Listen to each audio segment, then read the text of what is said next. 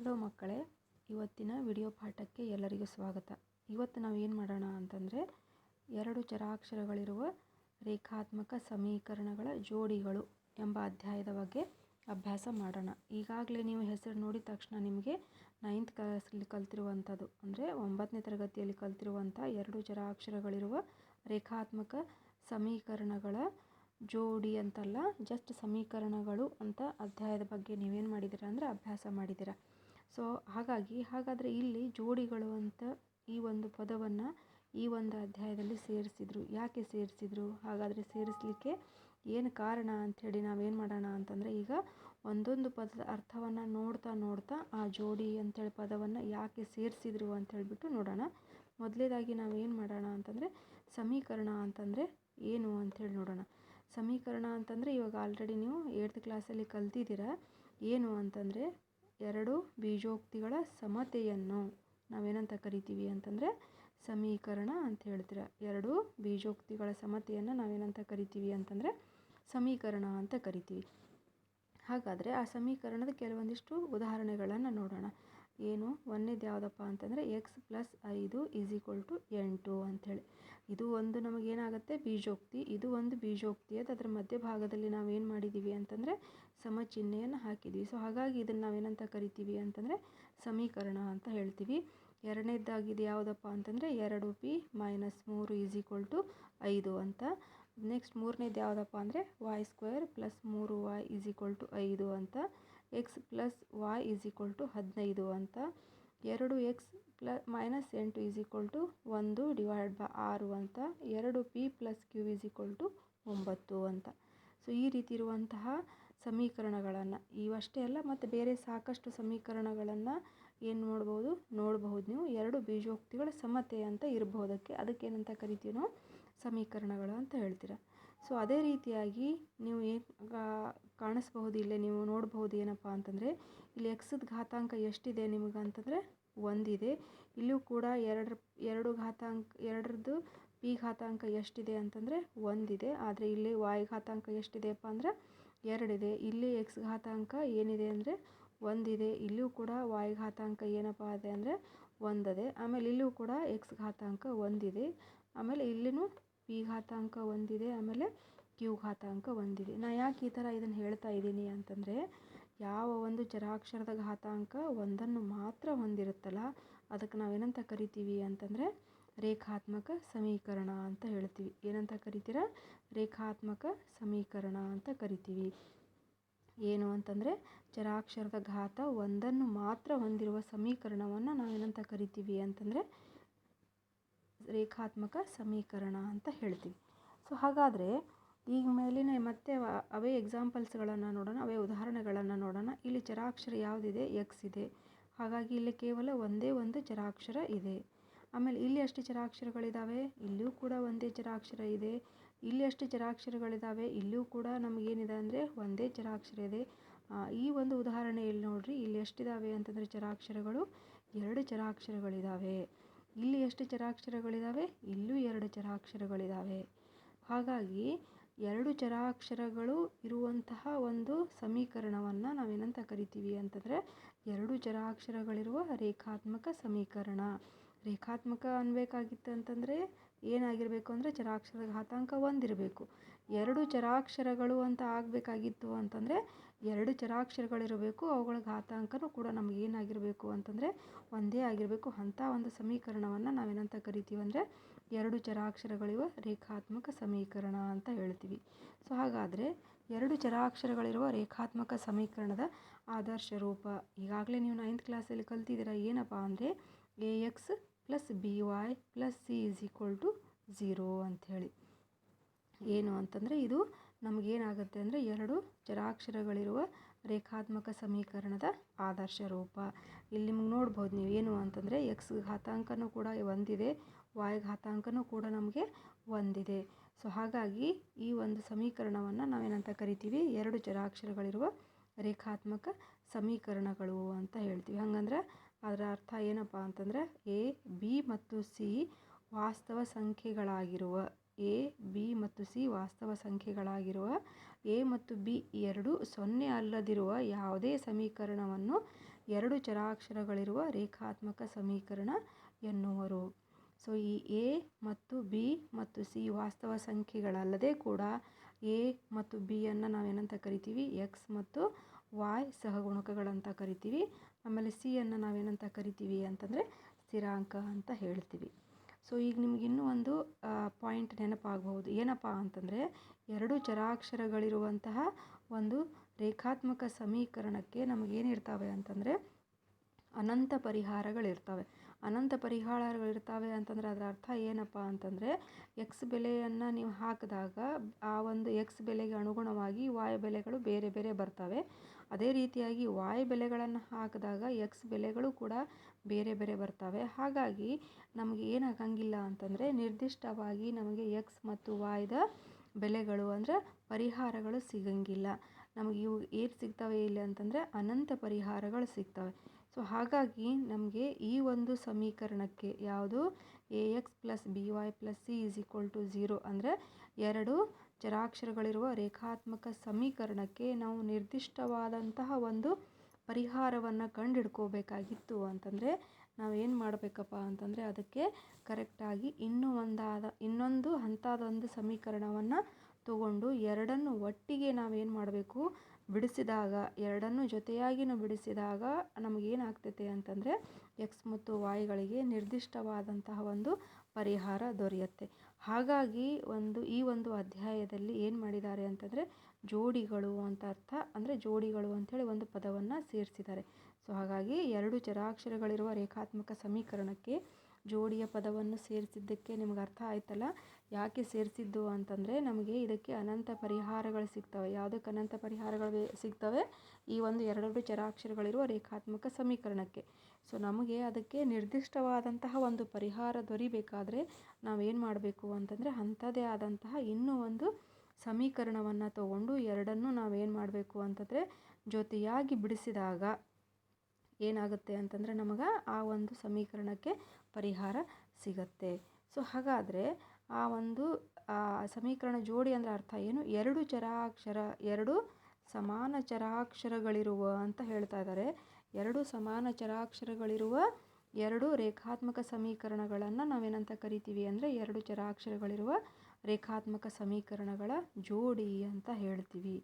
ಅಂದರೆ ಅದರ ಅರ್ಥ ಏನು ಅಂತಂದರೆ ಒಂದು ವೇಳೆ ಒಂದು ಸಮೀಕರಣದಲ್ಲಿ ಎಕ್ಸ್ ಮತ್ತು ವಾಯ್ ಇತ್ತು ಅಂತಂದರೆ ಇನ್ನೂ ಒಂದು ಜೋಡಿನೂ ಕೂಡ ನಮಗೇನಾಗಿರಬೇಕು ಅಂದರೆ ಎಕ್ಸ್ ಮತ್ತು ವಾಯನ್ನೇ ಒಳಗೊಂಡಿರಬೇಕು. ಅದನ್ನು ಬಿಟ್ಟು ಎಕ್ಸ್ ಮತ್ತು ವಾಯನ್ನು ಒಳಗೊಂಡಿರೋಂಥ ಒಂದು ಸಮೀಕರಣ ಅದೇ ರೀತಿಯಾದಂಥ ಸಮೀಕರಣವನ್ನು ಬಿಟ್ಟು ಪಿ ಮತ್ತು ಕ್ಯೂ ಅಂತ ತಗೊಂಡ್ವಿ ಅಂತಂದರೆ ನಮಗೇನಾಗಂಗಿಲ್ಲ, ಅದಕ್ಕೆ ಪರಿಹಾರ ದೊರೆಯೋದಿಲ್ಲ. ಸೊ ಹಾಗಾಗಿ ಏನಾಗಬೇಕು ನಮಗೆ ಅಂತಂದರೆ ಎರಡಕ್ಕೂ ಕೂಡ ನಮಗೆ ಒಂದೇ ರೀತಿಯಾದಂತಹ ನಿರ್ದಿಷ್ಟ ಪರಿಹಾರ ಸಿಗಬೇಕಾದ್ರೆ ನಮಗೇನಾಗಿರಬೇಕು, ಎರಡು ಸಮಾನ ಚರಾಕ್ಷರ ಇರುವಂತಹ ಒಂದು ಸಮೀಕರಣಗಳಿರಬೇಕು. ಸೊ ಹಾಗಾದರೆ ಆ ಎರಡು ಸಮೀಕರಣಗಳು ಯಾವ ರೀತಿಯಾಗಿ ಇರ್ತವೆ ಅಂತ ಹೇಳಿ ನೋಡೋಣ.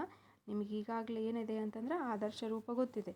ಏನು ಅಂತಂದರೆ A X plus B Y plus C is equal to 0 ಅಂಥೇಳಿ. ಸೊ ಅದೇ ಥರ ನಾವೇನು ಮಾಡ್ತೀವಿ ಅಂತಂದರೆ ಒಂದನೇ ಸಮೀಕರಣವನ್ನು a1x plus b1y plus c1 is equal to 0 ಅಂತ ತಗೋತೀವಿ. ಎರಡನೇ ಸಮೀಕರಣವನ್ನು ನಾವೇನಂತ ತಗೋತೀವಿ ಅಂದರೆ a2x plus b2y plus c2 is equal to 0 ಅಂತ ತಗೋತೀವಿ. ಸೊ ಈ ಎರಡೂ ಸಮೀಕರಣಗಳನ್ನು ನಾವು ಒಟ್ಟಿಗೆ ಬಿಡಿಸಿದಾಗ ನಮಗೇನಾಗುತ್ತೆ ಅಂತಂದರೆ ನಿರ್ದಿಷ್ಟವಾದಂತಹ ಒಂದು ಪರಿಹಾರ ದೊರೆಯುತ್ತೆ. ಯಾವುಗಳಿಗೆ? ಎಕ್ಸ್ ಮತ್ತು ವಾಯ್ ಬೆಲೆಗಳಿಗೆ ನಿರ್ದಿಷ್ಟವಾದಂಥ ಒಂದು ಪರಿಹಾರ ದೊರೆಯುತ್ತೆ. ಹೋದ ವರ್ಷದಲ್ಲಿ ಅಂದರೆ 9th ಕ್ಲಾಸಲ್ಲಿ ನೀವು ಒಂದು ಎರಡು ಚರಾಕ್ಷರಗಳಿರೋ ರೇಖಾತ್ಮಕ ಸಮೀಕರಣಕ್ಕೆ ಏನು ಮಾಡಿದ್ದೀರಾ ಅಂತಂದರೆ ಬೀಜಗಣಿತೀಯವಾಗಿಯೂ ಕೂಡ ಪ್ರತಿನಿಧಿಸಿದಿರ, ಆಮೇಲೆ ರೇಖಾಗಣಿತೀಯವಾಗಿಯೂ ಕೂಡ ಪ್ರತಿನಿಧಿಸಿದಿರ. ಸೊ ರೇಖಾಗಣಿತೀಯವಾಗಿ ಅಂದರೆ ಅರ್ಥ ನಕ್ಷೆ ರೂಪದಲ್ಲಿ ನೀವು ಪ್ರತಿನಿಧಿಸಿದಾಗ ನಿಮಗೇನಾಗಿದೆ ಅಂತಂದರೆ ಅಲ್ಲಿ ಒಂದು ಸರಳ ರೇಖೆಯನ್ನು ನಮಗೆ ದೊರೀತದೆ. ಆದರೆ ಇಲ್ಲಿ ನಾವೇನು ಮಾಡ್ತೀವಿ ಅಂತಂದರೆ ಎರಡು ಚರಾಕ್ಷರಗಳಿರುವ ರೇಖಾತ್ಮಕ ಸಮೀಕರಣ ಜೋಡಿಗಳನ್ನು ಒಟ್ಟಿಗೆ ಬಿಡಿಸುವಾಗ ಅವುಗಳನ್ನು ಒಟ್ಟಿಗೆ ನಾವು ನಕ್ಷೆಯಲ್ಲಿ ಸೇರಿಸಿದಾಗ ಅಂದರೆ ಒಟ್ಟಿಗೆ ನಕ್ಷೆಯಲ್ಲಿ ಹಾಕಿದಾಗ ಯಾವ ರೀತಿಯಾಗಿ ನಮಗೆ ಆ ಒಂದು ನಕ್ಷೆ ಬರಬಹುದು ಅಂತ ವಿಚಾರ ಮಾಡಿದಾಗ ಯಾವ ರೀತಿಯಾಗಿ ಬರುತ್ತೆ ಅಂತಂದರೆ ಸೊ ಆ ಎರಡೂ ಸಮೀಕರಣಗಳ ನಕ್ಷೆಗಳು ನಮಗೆ ಈ ರೀತಿಯಾಗಿ ಬರಬಹುದು. ಯಾವ ರೀತಿಯಾಗಿ ಬರಬಹುದು? ಆ ಎರಡೂ ಸಮೀಕರಣಗಳನ್ನು ಬಿಡಿಸಿದಾಗ ನಮಗೆ ಆ ಎರಡು ಸರಳ ರೇಖೆಗಳು ಈ ರೀತಿಯಾಗಿ ಬರಬಹುದು ಅಥವಾ ಈ ರೀತಿಯಾಗಿ ಬರಬಹುದು. ಸಮೀಕರಣಗಳು ನಮಗೆ ಏನಾಗಬಹುದು ಅಂತಂದರೆ ಈ ಒಂದು ರೀತಿಯಲ್ಲಾದರೂ ಬರಬಹುದು, ಅಥವಾ ಈ ಒಂದು ರೀತಿಯಲ್ಲಾದರೂ ಬರಬಹುದು, ಅಥವಾ ಈ ಒಂದು ರೀತಿಯಲ್ಲಿ ಆದರೂ ಬರ್ಬೋದು. ಯಾಕೆ ಈ ಥರ ಬರ್ತಾವೆ ಅಂತಂದರೆ ನಾವು ಏನು ಮಾಡ್ತಾ ಇದ್ದೀವಿ ಅಂತಂದರೆ ಈ ಒಂದು ಸಮೀಕರಣವನ್ನು ಆಮೇಲೆ ಈ ಎರಡನೇ ಸಮೀಕರಣವನ್ನು ಎರಡೂ ಒಟ್ಟಾಗಿ ನಾವು ಏನು ಮಾಡಿದಾಗ ನಕ್ಷೆಯಲ್ಲಿ ಪ್ರತಿನಿಧಿಸಿದಾಗ ಅಂದರೆ ನಕ್ಷೆಯಲ್ಲಿ ಹಾಕಿದಾಗ ಎರಡು ಸಮೀಕರಣಗಳು ಬರುವಂತಹ ಒಂದು ಆಪ್ಷನ್ ಅಥವಾ ಒಂದು ಏನಿದೆ ಅಂತಂದರೆ ಎರಡೂ ಈ ಥರ ಆದರೂ ಬರ್ಬೋದು, ಈ ಥರ ಆದರೂ ಬರ್ಬೋದು, ಈ ಥರ ಆದರೂ ಬರ್ಬೋದು. ಈಗಾಗಲೇ ನೀವು 8th ಕ್ಲಾಸಲ್ಲಿ ಸ್ವಯಂ ಸಿದ್ಧಗಳಲ್ಲಿ ಕಲ್ತಿದ್ದೀರ ಏನು ಅಂತಂದರೆ ಎರಡು ಸರಳ ರೇಖೆಗಳು ಒಂದೇ ಒಂದು ಸಾಮಾನ್ಯ ಬಿಂದುವನ್ನು ಹೊಂದಿರುತ್ತೆ ಅಥವಾ ಯಾವುದೇ ಸಾಮಾನ್ಯ ಬಿಂದುವನ್ನು ಹೊಂದಿರಂಗಿಲ್ಲ. ಆಮೇಲೆ ಅದೇ ಥರ ಒಂದು ಸರಳ ರೇಖೆಯ ಬಂದಂಥ ಪರಿಹಾರಗಳು ಇನ್ನೊಂದು ಸರಳ ರೇಖೆಗೆ ಬಂದು ಅಂತಂದರೆ ಅವೆರಡೂ ಕೂಡ ನಮಗೇನಾಗ್ಬೋದು ಅಂತಂದರೆ ಈ ರೀತಿಯಾಗಿ ಒಂದರ ಮೇಲೆ ಒಂದು ಬರ್ಬೋದು. ಹಾಗಾದರೆ ಈ ಥರ ಬಂದರೆ ಆ ಎರಡು ಸಮೀಕರಣಗಳಿಗೆ ಏನಂತ ಕರೀತಾರೆ, ಈ ಥರ ಬಂದರೆ ಆ ಎರಡು ಸಮೀಕರಣಗಳಿಗೆ ಏನಂತ ಕರೀತಾರೆ, ಈ ಥರ ಬಂದರೆ ಆ ಸಮೀಕರಣಗಳಿಗೆ ಏನಂತ ಕರೀತಾರೆ ಅಂಥೇಳಿ ನಿಮಗೆ ಕುತೂಹಲ ಉಂಟಾಗಿರಬಹುದಲ್ಲ. ಸೊ ಹಾಗಾಗಿ ಅವುಗಳಿಗೆ ಏನಂತ ಕರೀತಾರೆ, ಅವುಗಳಿಗೆ ಪರಿಹಾರ ಯಾವ ರೀತಿಯಾಗಿರ್ತದೆ ಅಂತ ಹೇಳ್ಬಿಟ್ಟು ಈಗ ನೋಡೋಣ. ಸೊ ಈಗ ಒಂದನೇದು ಏನಪ್ಪ ಅಂತಂದರೆ ಈಗ ಒಂದನೇದು ಏನಿದೆ ಅಂದರೆ ಈ ರೀತಿಯಾಗಿದೆ ನಿಮಗೆ. ಸೊ ಅಂಥ ಸಮೀಕರಣಗಳಿಗೆ ಅಥವಾ ಅಂಥ ರೇಖೆಗಳಿಗೆ ನಾವೇನಂತ ಕರಿತೀವಿ ಅಂತಂದರೆ ಸಮಾಂತರ ರೇಖೆಗಳಂತ ಹೇಳ್ತೀವಿ. ಈ ಸಮಾಂತರ ರೇಖೆಗಳು ಒಂದನ್ನೊಂದು ಏನಾಗಂಗಿಲ್ಲ ಅಂದರೆ ಯಾವುದೇ ಒಂದು ಪಾಯಿಂಟಲ್ಲಿ ಛೇದಿಸಂಗಿಲ್ಲ. ಸೊ ಹಾಗಾಗಿ ಏನಂತ ಹೇಳ್ತೀವಿ, ಪರಿಹಾರ ಇಲ್ಲದೇ ಇರುವ ಒಂದು ಜೊತೆ ರೇಖಾತ್ಮಕ ಸಮೀಕರಣಗಳು ಅಂತ ಕರಿತೀವಿ. ಏನಂತ ಕರಿತೀರಾ, ಪರಿಹಾರ ಇಲ್ಲದೇ ಇರುವ ಒಂದು ಜೊತೆ ರೇಖಾತ್ಮಕ ಸಮೀಕರಣಗಳು ಅಂತ ಕರಿತೀರ. ಇಂಥ ರೇಖಾತ್ಮಕ ಸಮೀಕರಣಗಳನ್ನು ನಾವೇನಂತ ಕರಿತೀವಿಪ್ಪ ಅಂತಂದರೆ ಅಸ್ಥಿರ ಜೋಡಿ ಅಂತ ಕರಿತೀವಿ. ಯಾಕೆ ಅವುಗಳನ್ನು ಅಸ್ಥಿರ ಜೋಡಿ ಅಂತ ಕರಿತೀವಿ ಅಂತಂದರೆ ಅವುಗಳಿಗೆ ಏನಾಗಿರಂಗಿಲ್ಲ ಅಂತಂದರೆ ಪರಿಹಾರ ಇರೋದಿಲ್ಲ. ಹಾಗಾಗಿ ಎರಡನೇದು ನೋಡೋಣ ಈಗ. ಸೊ ಎರಡನೇದಕ್ಕೆ ಏನಂತ ಕರೀತಾರೆ ಅಂತಂದರೆ ಛೇದಿಸುವ ರೇಖೆಗಳು ಅಂತ ಹೇಳ್ತವೆ. ಸೊ ಎರಡನ್ನೂ ಒಂದಕ್ಕೊಂದು ಏನಾಗಿವೆ ಅಂತಂದರೆ ಛೇದಿಸಿದಾವೆ. ಸೊ ಹಾಗಾಗಿ ಒಂದೇ ಒಂದು ಪರಿಹಾರ, ಸೊ ಒಂದೇ ಒಂದು ಅಂದರೆ ಅನನ್ಯವಾದಂತಹ ಪರಿಹಾರ ಇರುತ್ತೆ. ಸೊ ಒಂದೇ ಒಂದು ಪರಿಹಾರ ಹೊಂದಿರುವ ರೇಖಾತ್ಮಕ ಸಮೀಕರಣಗಳು ಅಂತ ಹೇಳ್ತೀವಿ. ಸೊ ಇಂಥ ಸಮೀಕರಣಗಳನ್ನು ನಾವೇನಂತ ಕರಿತೀವಿ ಅಂತಂದರೆ ಸ್ಥಿರ ಜೋಡಿ ಅಂತಲೂ ಕೂಡ ಕರಿತೀವಿ. ಏನಂತ ಹೇಳ್ತೀರಾ, ಸ್ಥಿರ ಜೋಡಿ ಅಂತ ಕರಿತೀರ. ಹಾಗಾದರೆ ಮೂರನೇದಕ್ಕೆ ನಾವು ಏನಂತ ಕರಿಬಹುದು ಅಂತಂದರೆ ಮೂರನೇದಕ್ಕೆ ಏನಂತ ಹೇಳ್ತೀರಾ ಅಂತಂದರೆ ಐಕ್ಯವಾಗುವ ರೇಖೆಗಳು ಅಂತ ಕರಿತೀವಿ. ಏನಂತ ಕರಿತೀರಾ, ಐಕ್ಯವಾಗುವ ರೇಖೆಗಳು ಅಂತ ಹೇಳ್ತೀವಿ. ಅಪರಿಮಿತ ಸಂಖ್ಯೆಯ ವಿಭಿನ್ನ ಸಾಮಾನ್ಯ ಪರಿಹಾರ. ಅಪರಿಮಿತ ಸಂಖ್ಯೆಯ ಅಂದ್ರೆ ಅರ್ಥ ಅವುಗಳಿಗೆ ಏನಾಗಿರ್ತಾವೆ ಅಂತಂದರೆ ಸಾಮಾನ್ಯ ಪರಿಹಾರಗಳು ಏನಾಗಿರ್ತವೆ ಅಂತಂದರೆ ಭಾಳಷ್ಟು ಇರ್ತವೆ. ಸೊ ಹಾಗಾಗಿ ಅವುಗಳಿಗೆ ನಾವೇನಂತ ಕರಿತೀವಿ ಅಂತಂದರೆ ಅಪರಿಮಿತ ಸಂಖ್ಯೆಯ ವಿಭಿನ್ನ ಸಾಮಾನ್ಯ ಪರಿಹಾರ ಹೊಂದಿರುವ ರೇಖಾತ್ಮಕ ಸಮೀಕರಣಗಳು ಅಂತ ಕರಿತೀವಿ. ಇದನ್ನು ಕೂಡ ನಾವೇನಂತ ಕರಿತೀವಿ ಅಂತಂದರೆ ಸ್ಥಿರ ಜೋಡಿ ಅಂತಲೇ ಕರಿತೀವಿ. ಆದರೆ ಏನಾಗುತ್ತೆ, ಇದು ಇನ್ನೊಂದು ಇದಕ್ಕೇನು ಹೆಸರಪ್ಪ ಅಂತಂದರೆ ನಮಗೆ ಏನು ಇಲ್ಲೇ ಅಂದರೆ ಅವಲಂಬಿತ ಜೋಡಿ ಅಂತ ಕರಿತೀವಿ. ಏನಂತ ಹೇಳ್ತೀರಾ ಅಂತಂದರೆ ಅವಲಂಬಿತ ಜೋಡಿ ಅಂತ ಕರಿತೀವಿ. ಯಾಕಂತಂದರೆ ಒಂದು ಸಮೀಕರಣದ ಬೆಲೆಗಳು ಇನ್ನೊಂದು ಸಮೀಕರಣದ ಬೆಲೆಗಳ ಮೇಲೆ ಅವಲಂಬಿತವಾಗಿರ್ತವೆ. ಸೊ ಹಾಗಾಗಿ ಈ ಒಂದು ಮೂರು ಸಮೀಕರಣಗಳು ಯಾವ್ಯಾವು ಅಂತಂದರೆ ಒಂದು ಸಮಾಂತರ ರೇಖೆಗಳಂತ ಹೇಳ್ತೀವಿ ಒಂದನೇದಕ್ಕೆ, ಎರಡನೇದಕ್ಕೆ ನಾವೇನಂತ ಕರಿತೀವಿ ಛೇದಿಸುವ ರೇಖೆಗಳು ಅಂತ ಕರಿತೀವಿ, ಮೂರನೇದಕ್ಕೆ ನಾವೇನಂತ ಕರಿತೀವಿ ಅಂತಂದರೆ ಐಕ್ಯವಾಗುವ ರೇಖೆಗಳು ಅಂತ ಹೇಳ್ತೀವಿ. ಈಗ ಒಂದು ಕೋಷ್ಟಕವನ್ನು ನೋಡೋಣ. ಆ ಕೋಷ್ಟಕದಲ್ಲಿ ನಿಮಗೆ ಏನಾಗ್ತದೆ ಅಂದರೆ ಪೂರ್ತಿಯಾದಂತಹ ಒಂದು ಮಾಹಿತಿ ಈ ಒಂದು ಮೂರು ಸಮೀಕರಣಗಳ ಬಗ್ಗೆ ಸಿಗುತ್ತೆ. ಏನಪ್ಪ ಆ ಕೋಷ್ಟಕ ಅಂತಂದರೆ ನಿಮಗಿಲ್ಲೇ ಸೊ ಏನು ರೇಖೆಗಳ ಜೋಡಿಗಳು, ಆಮೇಲೆ ಅವುಗಳ ಅನುಪಾತಗಳ ಹೋಲಿಕೆ ಮತ್ತು ಬೀಜಗಣಿತೀಯ ಪ್ರತಿನಿಧಿಸುವಿಕೆ ಮತ್ತು ರೇಖಾಗಣಿತೀಯ ಪ್ರತಿನಿಧಿಸುವಿಕೆ ಅಂದರೆ ನಕ್ಷಾ ರೂಪದಲ್ಲಿ. ಸೊ ಆ ಸಮೀಕರಣಗಳು ಯಾವಿದಾವೆ ನಮಗಂದರೆ a1x + b1y + c1 = 0 ಅಂತ, ಆಮೇಲೆ a2x + b2y + c2 = 0 ಅಂತ. ಸೊ ಹಾಗಾಗಿ ಅವುಗಳನ್ನು ಒಂದು ವೇಳೆ ಬೀಜಗಣಿತೀಯವಾಗಿ ಪ್ರತಿನಿಧಿಸಿದಾಗ ಅಂದರೆ ಬೀಜಗಣಿತೀಯವಾಗಿ ಅಂದರೆ ಅವುಗಳನ್ನು ಜೊತೆಯಾಗಿ ಅಂದರೆ ಒಟ್ಟಿಗೆ ಬಿಡಿಸಿದಾಗ ನಮಗೇನಾಗಂಗಿಲ್ಲ, ಯಾವುದೇ ರೀತಿಯಾದಂಥ ಒಂದು ಪರಿಹಾರ ದೊರೆಯೋದಿಲ್ಲ. ಸೊ ಅಂಥ ಜೋಡಿಗೆ ನಾವು ಸ್ಥಿರ ಜೋಡಿ ಅಂತ ಕರಿತೀವಿ. ಎಂಥ ರೇಖೆಗಳಿರ್ತಾವೆ ನಿಮಗೆ ಯಾವುವು ಅಂತಂದರೆ ಸಮಾಂತರ ರೇಖೆಗಳಿರ್ತವೆ. ಅದೇ ರೀತಿಯಾಗಿ ಅದೇ ಒಂದು ಸಮೀಕರಣಗಳನ್ನು ನಾವು ಬಿಡಿಸಿದ್ವಿ ಅಂತಂದರೆ ಅನನ್ಯ ಪರಿಹಾರ ಅಥವಾ ಒಂದೇ ಒಂದು ಪರಿಹಾರ ಸ್ಥಿರ ಜೋಡಿ ಅಂತ ಕರಿತೀವಿ. ಬೀಜಗಣಿತೀಯವಾಗಿ ಅವುಗಳಿಗೆ ಏನಂತ ಕರಿತೀವಿ ನಾವು ಅಂತಂದರೆ ಛೇದಿಸುವ ರೇಖೆಗಳು ಅಂತ ಕರಿತೀವಿ. ಆಮೇಲೆ ಮೂರನೇದು ಯಾವುದಪ್ಪ ಅಂತಂದರೆ ಅಪರಿಮಿತ ಪರಿಹಾರ ಅಥವಾ ಅವಲಂಬಿತ ಜೋಡಿ ಅಂತ ಹೇಳ್ತೀವಿ. ಸೊ ಅಂಥ ಯಾವ ರೇಖೆಗಳು ಅಂತಂದರೆ ಐಕ್ಯವಾಗುವ ರೇಖೆಗಳು ಅಂಥೇಳಿ. ಸೊ ಈಗ ನಿಮಗೆ ಏನು ಅನ್ನಿಸ್ಬಹುದಪ್ಪ ಅಂತಂದರೆ ಆ ಎರಡು ಸಮೀಕರಣಗಳನ್ನು ನಾವು ನಕ್ಷೆ ರೂಪದಲ್ಲಿನೇ ನಾವು ಹಾಕಿದಾಗ ಅವು ಸಮಾಂತರ ಬರ್ತಾವೋ ಅಥವಾ ಛೇದಿಸುವ ರೇಖೆಗಳು ಬರ್ತಾವೋ ಅಥವಾ ಐಕ್ಯವಾಗೋ ರೇಖೆಗಳು ಬರ್ತಾವೋ ಅಂತ ಡೌಟ್ ಬರ್ಬೋದು. ಇಲ್ಲ, ಅವುಗಳನ್ನು ನಕ್ಷೆಯ ಸಹಾಯದಿಂದ ಅಷ್ಟೇ ಅಲ್ಲ, ನಾವೇನು ಮಾಡಬಹುದು ಅಂತಂದರೆ ಅವುಗಳ ಎರಡು ಸಮೀಕರಣಗಳನ್ನು ಕೊಟ್ಟಾಗ ಅವುಗಳ ಅನುಪಾತಗಳನ್ನು ಹೋಲಿಕೆ ಮಾಡಿದಾಗಲೇ ನಾವೇನು ಮಾಡಬಹುದು ಅಂತಂದರೆ ಅವು ಸಮಾಂತರ ರೇಖೆಗಳು ಅಥವಾ ಯಾವುದು ಅಂತಂದರೆ ಛೇದಿಸುವ ರೇಖೆಗಳು ಅಥವಾ ಐಕ್ಯವಾಗುವ ರೇಖೆಗಳಂತೂ ಕೂಡ ನಾವೇನು ಮಾಡ್ಬೋದು ಅಂದರೆ ಕಂಡುಹಿಡ್ಕೋಬೋದು. ಸೊ ಎಕ್ಸ್ನ ಸಹಗುಣಕ ಏನಿದೆ ಇಲ್ಲಿ A1 ಮತ್ತು A2 ಅಂತ ಇದೆ. ವಾಯ್ನ ಸಹಗುಣಕ ಏನಿದಾವೆ ಅಂತಂದರೆ B1 ಮತ್ತು B2 ಅಂತ ಇದೆ. ಹಾಗೂ ಸ್ಥಿರಾಂಕ ಏನಿದೆಪ್ಪ ಅಂತಂದರೆ C1 ಮತ್ತು C2.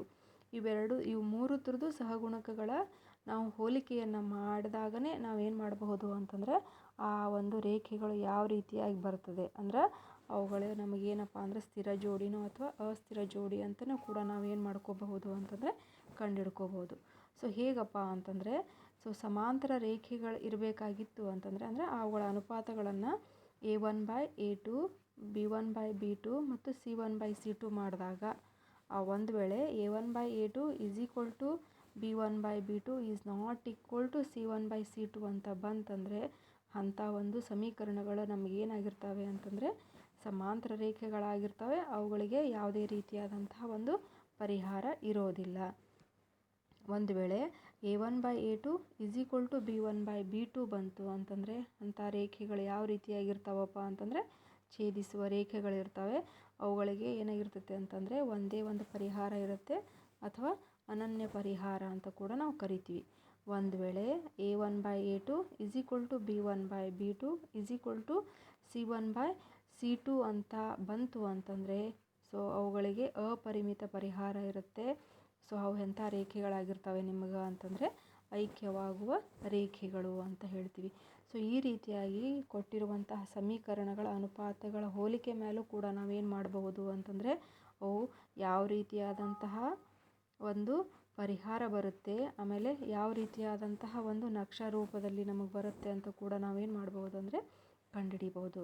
ಸೊ ಈಗಾಗಲೇ ನೀವು ಹಿಂದಿನ ತರಗತಿಯಲ್ಲಿ ಕಲ್ತಿದ್ದೀರಾ ಏನಪ್ಪ ಅಂತಂದರೆ ಎರಡು ಚರಾಕ್ಷರಗಳಿರುವ ರೇಖಾತ್ಮಕ ಸಮೀಕರಣಗಳನ್ನು ನಾವೇನು ಮಾಡ್ಬೋದು ಅಂತಂದರೆ ಬೀಜಗಣಿತೀಯವಾಗಿಯೂ ಕೂಡ ಪ್ರತಿನಿಧಿಸಬಹುದು ಮತ್ತು ರೇಖಾಗಣಿತೀಯವಾಗಿಯೂ ಕೂಡ ಪ್ರತಿನಿಧಿಸಬಹುದು. ಹಾಗಾದರೆ ಬೀಜಗಣಿತೀಯವಾಗಿ ಪ್ರತಿನಿಧಿಸುವುದು ಆಮೇಲೆ ರೇಖಾಗಣಿತೀಯವಾಗಿ ಪ್ರತಿನಿಧಿಸಬೇಕಾದ್ರೆ ಯಾವ್ಯಾವ ವಿಧಾನಗಳಿದ್ದಾವೆ ಅಂತ ಹೇಳ್ಬಿಟ್ಟು ಈಗ ನೋಡೋಣ. ಸೊ ಯಾವ್ಯಾವ ವಿಧಾನಗಳಿದ್ದಾವೆಯಪ್ಪ ಅಂತಂದರೆ ಮೊದಲನೇದಾಗಿ ರೇಖಾತ್ಮಕ ಸಮೀಕರಣಗಳ ಜೋಡಿಯನ್ನು ಬಿಡಿಸುವ ವಿಧಾನಗಳು ಅಂಥೇಳಿ. ಸೊ ಮೊದಲನೇದಾಗಿ ಬೀಜಗಣಿತೀಯ ವಿಧಾನಗಳು. ಸೊ ಯಾವಪ್ಪ ಅಂದರೆ ಬೀಜಗಣಿತೀಯ ವಿಧಾನಗಳು ಅಂತಂದರೆ ಒಂದನೇದು ಆದೇಶ ವಿಧಾನ, ಎರಡನೇದು ವರ್ಜಿಸುವ ವಿಧಾನ, ಮೂರನೇದು ಯಾವುದಪ್ಪ ಅಂದರೆ ಓರೆ ಗುಣಾಕಾರ ವಿಧಾನ ಅಂಥೇಳಿ. ಆಮೇಲೆ ನೆಕ್ಸ್ಟ್ ರೇಖಾಗಣಿತೀಯ ವಿಧಾನದಲ್ಲಿ ಏನಿದೆ ಅಂತಂದರೆ ನಕ್ಷಾ ವಿಧಾನ ಅಂತ ಹೇಳ್ತೀವಿ. ಸೊ ಬೀಜಗಣಿತೀಯವಾಗಿ ಬಿಡಿಸಿದಾಗೇ ನಾವೇನು ಮಾಡ್ಬೋದು ಅಂತಂದ್ರೆ ಅದನ್ನು ರೇಖಾಗಣಿತೀಯವಾಗಿ ಅದನ್ನು ಪ್ರತಿನಿಧಿಸೋಕ್ಕಾಗುತ್ತೆ. ಹಾಗಾಗಿ ಬೀಜಗಣಿತೀಯ ವಿಧಾನಗಳು ಮತ್ತು ರೇಖಾಗಣಿತೀಯ ವಿಧಾನಗಳು ನಮಗೇನಾಗ್ತವೆ ಅಂತಂದರೆ ಒಟ್ಟೊಟ್ಟಾಗಿ ಸಾಗ್ತವೆ. ಅಂದರೆ ಬೀಜಗಣಿತೀಯವಾಗಿ ಬಿಡಿಸಿದಾಗ ನಾವೇನು ಮಾಡ್ಬೋದು ಅಂದರೆ ಆ ಒಂದು ಬಿಂದುಗಳನ್ನು ನಕ್ಷಾ ರೂಪದಲ್ಲಿ ಹಾಕಿದಾಗ ಮಾತ್ರ ನಮಗವು ಸಮಾಂತರ ರೇಖೆಗಳು ಬರ್ತವೆ ಅಥವಾ ಐಕ್ಯವಾಗುವ ರೇಖೆಗಳು ಬರುತ್ತೆ ಅಥವಾ ಛೇದಿಸುವ ರೇಖೆಗಳು ಬರ್ತಾವೆ ಅಂತ ಹೇಳ್ಬಿಟ್ಟು ಗೊತ್ತು ಹಿಡಿಯೋಕ್ಕೆ ಸಾಧ್ಯ ಆಗುತ್ತೆ. ಮೊದಲನೇದಾಗಿ ನಾವೇನು ಮಾಡೋಣ ಅಂತಂದರೆ ಬೀಜಗಣಿತೀಯ ವಿಧಾನಗಳನ್ನು ನೋಡೋಣ. ಅದಾದಮೇಲೆ ರೇಖಾಗಣಿತೀಯ ವಿಧಾನದ ಬಗ್ಗೆ ನೋಡೋಣ. ಸೊ ಮೊದಲನೇದಾಗಿ ಬೀಜಗಣಿತೀಯ ವಿಧಾನದೊಳಗೆ ಇರುವುದು ಯಾವುದಪ್ಪ ಅಂತಂದರೆ ಆದೇಶ ವಿಧಾನ. ಸೊ ಆದೇಶ ವಿಧಾನದಿಂದ ನಾವು ಆ ಒಂದು ಸಮೀಕರಣಗಳನ್ನು ಯಾವ ರೀತಿಯಾಗಿ ಬಿಡಿಸಬೇಕೆಂಬುದನ್ನು ಮುಂದಿನ ವಿಡಿಯೋದಲ್ಲಿ ನೋಡೋಣ. Thank you.